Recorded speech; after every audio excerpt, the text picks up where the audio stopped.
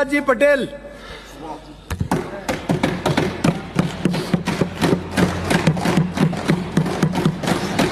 सभापति महोदय, आपने मुझे मांग संख्या 39-40 पर बोलने का मौका दिया, इसके लिए बहुत बहुत धन्यवाद।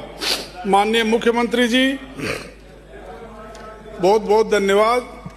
और हमारे यूडीएच मंत्री जाफर सिंह जी खर्रा जी का बहुत बहुत धन्यवाद।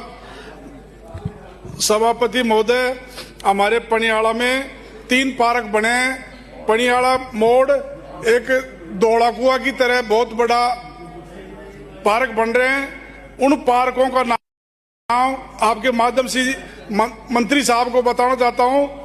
एक पार्क का नाम तो स्वर्गीय श्री राजेश पायलट के नाम से रखा जाए, दूसरे पार्क का नाम स्वर्गीय श्री कर्नल सिंह किरोड़ी सिंह भैंसला जी का नाम रखा जाए, तीसरे पार्क का नाम वल्लभ भाई पटेल जी के नाम से पार्क रखा जाए।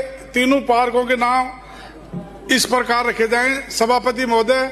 और मेरा आपसे निवेदन है, हमारे पूरे कोट पुलिस शहर का पानी ईटली जोड़ा में आता है, तो ईटली जोड़ा से भरकर 4-5 डाणियों के अंदर पानी बह जाता है और बहुत बुरी हालत है। इसको पानी को नाले के अंदर, सोता नाले के अंदर डाला जाए। वहां से 1.5 किलोमीटर दूर पड़ता है। 4.5-5 करोड़ रुपए का खर्चा आएगा।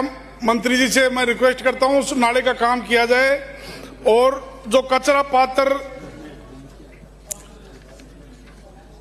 जो कचरे का डंप बनाया हमारे कांग्रेस सरकार में, जूली साहब मेरी तरफ बहुत कड़ी नजर से देख रहे हैं।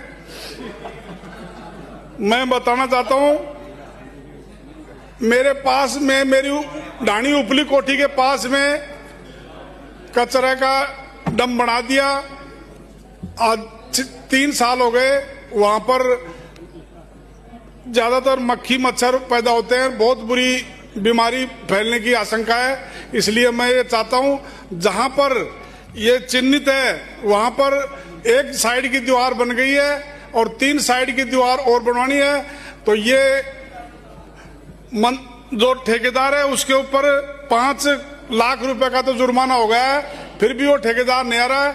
मंत्री जी से मैं ये कहना चाहता हूं, अगर मंत्री जी उस ठेकेदार को पाबंद कर और वहां पर चारों तरफ की दीवार बनाकर और वहां पर कचरा को वहां डलवाया जाए।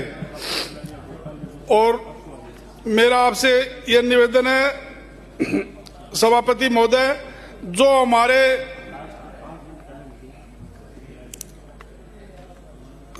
नगर पालिका थी पहले, उस नगर पालिका को कांग्रेस के टाइम में नीलाम कर बेचकर और पता नहीं कहां ले गए कांग्रेस वाले, उनका मालूम ही नहीं पड़ा अभी तक नगर पालिका को। और हमारे बस स्टैंड था उसके ऊपर कब्जा कर लिया।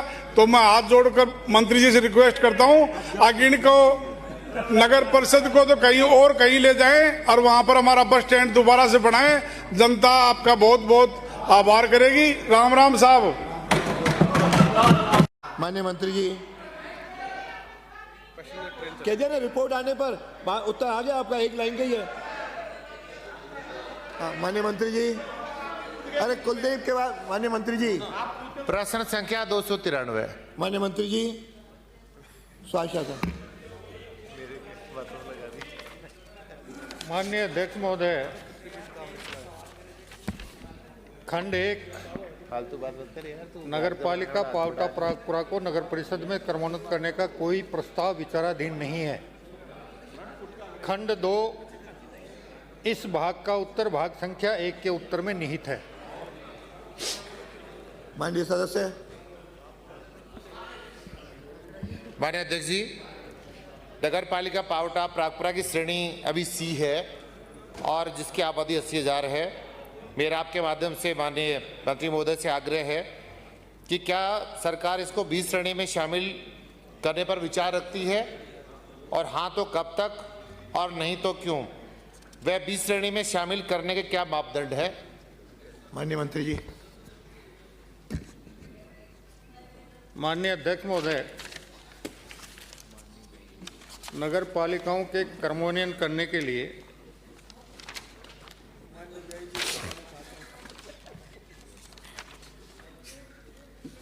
नगर पालिका से श्रेणी क्रमोन्नत करने के अलग प्रावधान है और नगर परिषद में क्रमोन्नत करने के अलग प्रावधान है। इसमें नगर पालिका प्रागपुरा पावटा प्रागपुरा के श्रेणी क्रमोन्नत करने के बारे में परीक्षण करवाकर अगर पावटा प्रागपुरा मापदंड पूरे करेगी तो उसे क्रमोन्नत करने में राज्य सरकार सहृदयता से विचार करते हुए निर्णय करेगी। दूसरा, मैं निवेदन कर दूं, जिन जिन नगर निकायों की सीमा वृद्धि हुई है और उसकी जनसंख्या में वृद्धि हुई है तो राज्य सरकार के द्वारा जो अनुदान मिलेगा वो बढ़ी हुई जनसंख्या के आधार पर मिलेगा। अगला प्रश्न है बहुत बहुत धन्यवाद माननीय मंत्री सुरेश महोदय। मोदी।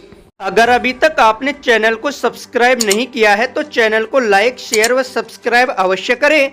जिले की तमाम छोटी बड़ी खबरों को जानने के लिए बने रहे वॉइस ऑफ कोटपुतली के साथ। बालाजी फिनसर्व, जहां मिलती है आपको वाहन बीमा, स्वास्थ्य बीमा, म्यूचुअल फंड, जीवन बीमा, फाइनेंस, साधारण बीमे की सभी सुविधाएं।